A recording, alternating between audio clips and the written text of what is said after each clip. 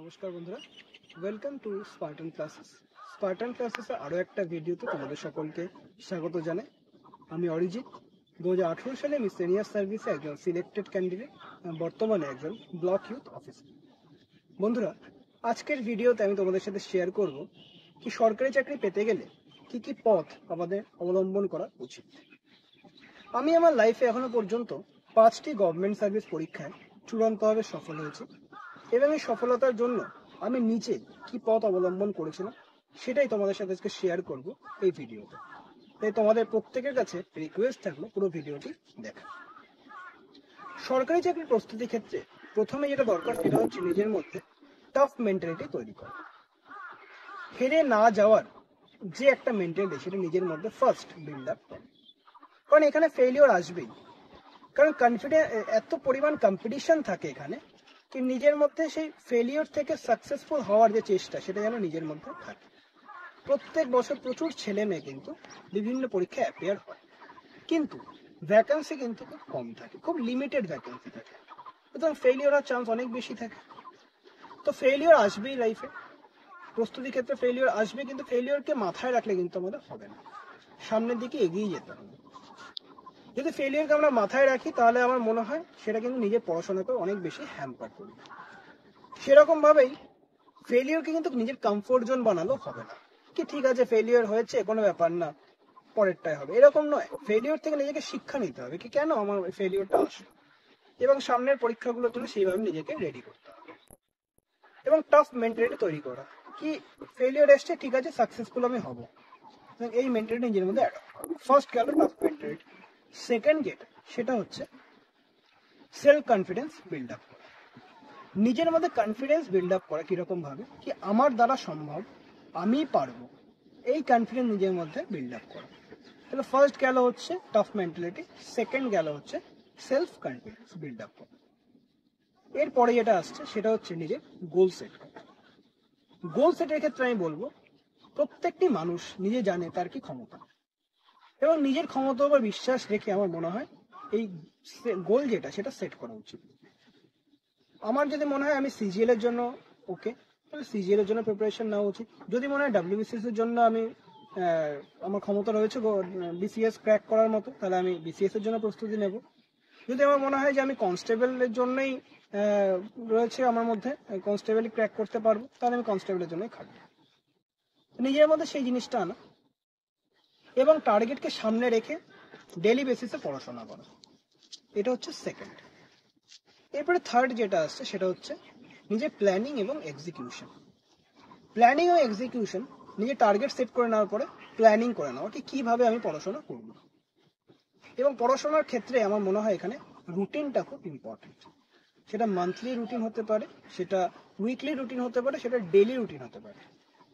এবং আমার মনে হয় এক্ষেত্রে খুব ছোট ছোট টার্গেট সেট করা উচিত।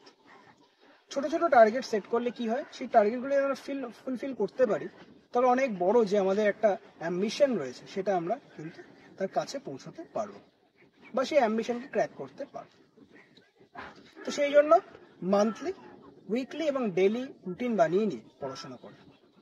প্ল্যানিং অনেকেই করে কিন্তু এক্সিকিউশন কিন্তু সবাই করতে পারে না। যারা সঠিকভাবে এক্সিকিউট করতে পারে তারা কিন্তু আজকে সকলেই খুব সাকসেসফুল। তাহলে প্ল্যানিং প্লাস এক্সিকিউশন এটা ভীষণ জরুরি। এবং এক্ষেত্রে আমি বলবো এর সাথে সাথে যেটা ভীষণভাবে জরুরি সেটা হচ্ছে ডায়েট। সারাদিনে আমরা কিভাবে পড়াশোনা করছিলাম তার সাথে কি খাওয়া দাওয়া আমরা করছি, সকালে ব্রেকফাস্ট থেকে শুরু করে লাঞ্চ ডিনার সব কিছু এর সাথে কিন্তু included. Planning, execution and diet গেল। এরপরে যেটা দরকার সেটা হচ্ছে রাইট বুক চয়েস, সঠিক বই নির্বাচন। প্রতিটি সাবজেক্টের জন্য আলাদা আলাদা ভালো বই, একটি বা দুটি, বেশি বই নয়, খুব লিমিটেড রিসোর্সেস রাখা উচিত।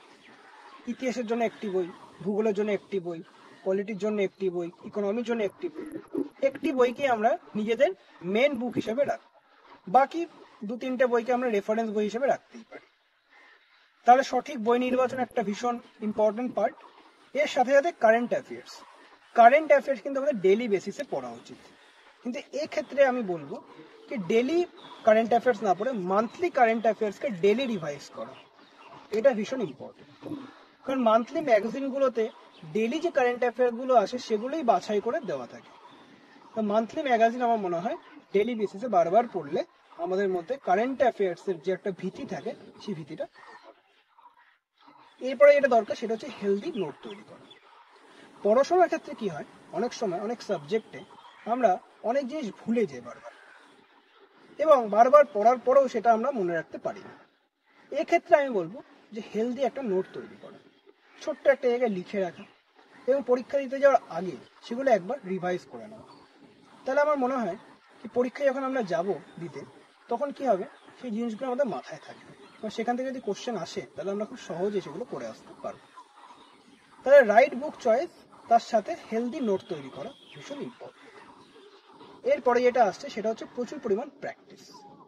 প্র্যাকটিস কিসের হবে, মূলত ম্যাথসের হবে, ইংলিশ গ্রামারের যে প্র্যাকটিস সেগুলো আমার প্রচুর পরিমাণে করতে হবে।